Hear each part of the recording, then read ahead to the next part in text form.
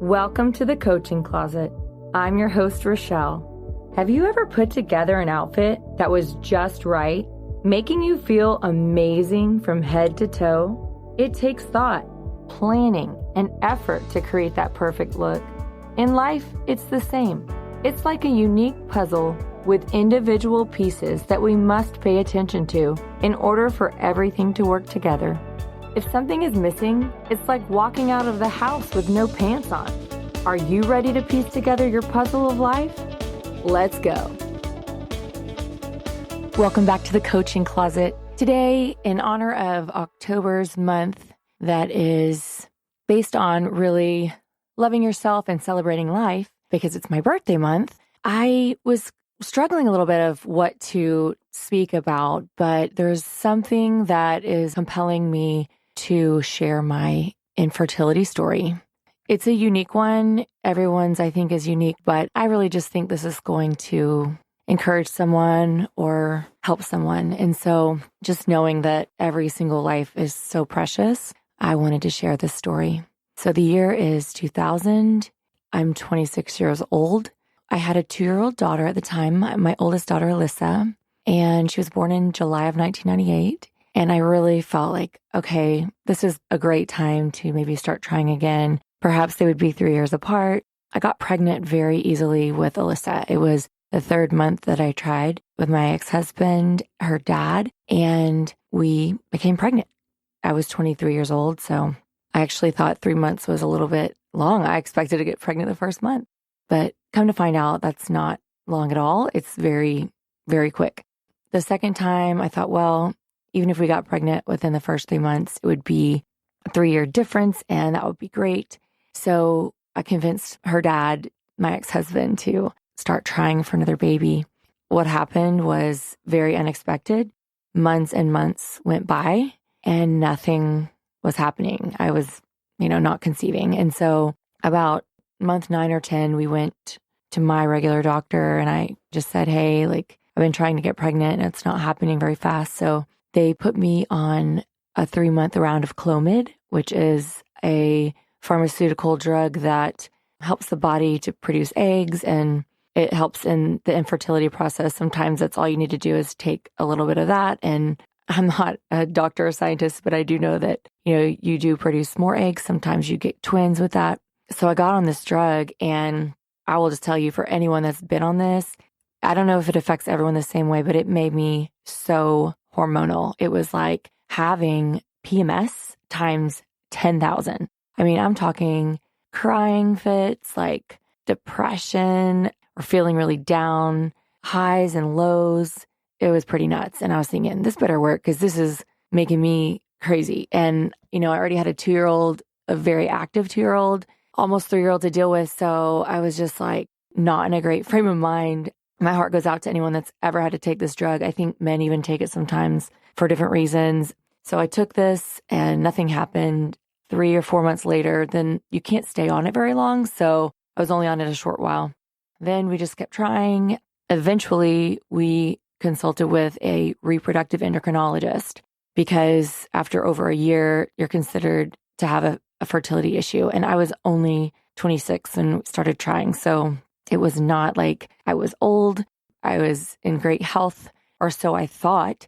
But kind of long story, we went through this kind of the same thing with the endocrinologist. And she said, well, just get on some birth control, then get off the birth control for a few months, then try Clomid again. So almost the whole next year was spent doing that, and nothing happened. Months went by and months went by and months went by. And it was just disheartening, and I think the more that you get stressed out about something, the worse it makes it. But there's no way to not think about it when you're in that situation. So it's like, what do I do?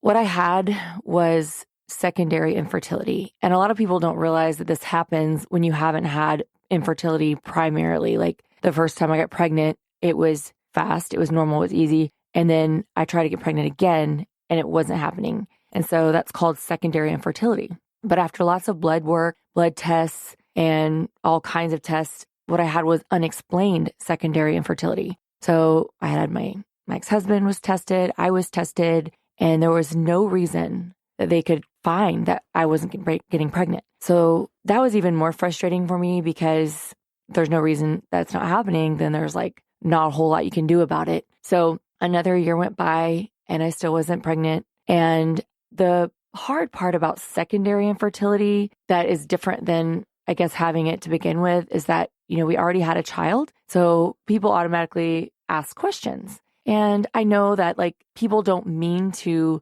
hurt anyone when they're asking very innocent questions like, oh, when are you going to have another one? And when are you going to give her a brother or sister? I mean, when you're involved in your social group is like all families and you're already involved with other moms and kids, it's something that just comes up. And then you're friends with, you're usually friends with those other moms, those other parents that have the kids the same age as yours. And so they start getting pregnant again after 2, 3, 4 years of having the last child, especially if it's their first. Many people have another one. And so pregnancy is everywhere. Questions are everywhere. And it got to the point that people were asking all the time. And, it got to the point where I was like on the verge of tears when they would ask me this question. I think that I've talked to a lot of people with infertility and people ask a lot of questions, just out of curiosity, and they don't mean to hurt people. But I think it's something to really consider. If you've known anyone going through infertility, it really is difficult when they've already been trying to have a baby for so long and they're unable to, and they're asked that question over and over and over. So I would for my advice for people out there is to really give people the word of maybe don't ask, because it's something that you're risking, like hurting someone or kind of just driving that knife deeper into their heart when they want to have kids and then they want to know if they should explain it to you. They don't know. I mean, it's just really a difficult position to be in. One other thing is when you have a 2, 3, 4-year-old child, they start asking. So my daughter was so precious and she kept asking for a baby brother or sister. And she loved playing with her baby dolls. And this broke my heart even more because I thought, gosh, she really would love a sibling. And we would go to the mall and we'd shop together. And in her stroller, she'd want to throw coins into this little fountain where you can make wishes. And every single time she said, I wish for a baby brother or sister. It was just really difficult. I just told her, keep praying and keep asking, even though at the time, like my heart was broken and I felt like my prayers weren't even being heard. I know that so many women struggle. And another thing I struggle with is, am I being selfish? Like I already have one child. How dare I ask for another when there's so many people that can't even have one? So I struggle with that. But there was something deep inside of me that knew I was meant to have another one. It just was a longing that I couldn't get rid of. And so my prayer was then, okay, Lord, if this is what is meant for me, if it's not meant for me, like, please take the desire away. If it's meant for me, just show me where to go, because I was getting frustrated and I really was hoping that the desire would either go away or I would just get pregnant, because it was like I was in this cycle where I could think about little else every day. It was just everywhere. And so finally we decided to do some infertility treatments. And what we did was, it's called IUI, intrauterine insemination. And they just have a process of giving you the medication to make sure that you ovulate. So I was back on the Clomid again, which made me crazy again. And then you go in for an ultrasound and you have to give yourself one shot of HCG and get your body all prepared. And the timing is perfect. They just get it to where the timing is perfect. And so you bring your partner's sperm in a certain day and they prepare it in a way that helps it get to the egg faster. And so anyway, we did this. Month 1, we did it. And, you have about a 20% chance of getting pregnant each time you do this procedure. And so, or at least that was my statistics at the time of my age. So I didn't get pregnant the first month and then did it another month, didn't get pregnant again. And so you're talking about $5,000 or $6,000 at the time is what it cost per treatment. I think it was maybe a little bit less than that. I could be totally off, but it's nothing like IVF. IVF's like extremely expensive, but it still was the cost and the time and the effort involved was huge. So the 3rd month we did it, I just remember thinking, I don't know how much longer I can do this. Part of me wanted, if this didn't work, right? Like I wanted to go forward with IVF. And then part of me was like, I just want to be done. My ex-husband was like, we have one child. Why are we trying for a second one so hard? So I just felt so alone And then it's like my body's not doing something that it needs to be able to do. I just felt alone. I felt just exhausted by the whole process. It's emotionally and physically exhausting, psychologically exhausting, all the things. And I was only in my 20s, and I really was just doing the best I could, coping with all the questions. And finally, I told people that I was going through infertility treatment, and it kind of the word got around with my friends. So the questions kind of stopped to a certain extent. But then when I started infertility treatment, I did have my friends know what was going on with me. But anyway, I'll never forget what happened because I just got this feeling that I was pregnant that third month. And I had known the time before when I was pregnant just because of some physical changes. But even after 3 weeks after the procedure, I was like, I think I'm pregnant. And I kept seeing baby stuff everywhere, just more than usual. I just had this weird intuition. There was a certain day I was supposed to wait till to test. And if anyone's ever gone through infertility, you waste so much money on tests. It's insane. These pregnancy tests that you can get, and you're just constantly peeing on sticks, and you're just like, this sucks. And you see negative after negative after negative, and it's heartbreaking. So, but I just had this feeling, and I thought, okay, I'm going to go and test. So I was supposed to wait till Friday, but I tested on Wednesday. I just knew it. Well, it was negative. So I remember going to lunch with some friends that day, and I was just like, I'm just so disheartened. I'm just so sad. And they're like, well, when were you supposed to test? And I said, well, Friday, but I really felt like I was pregnant. So I tested it today, and they're like, you should have waited. You should have waited. And I'm like, I know, but it's just, if there's anything that can make you impatient, it's waiting for something like that. It's so, so, so difficult. I know I'm not alone in this.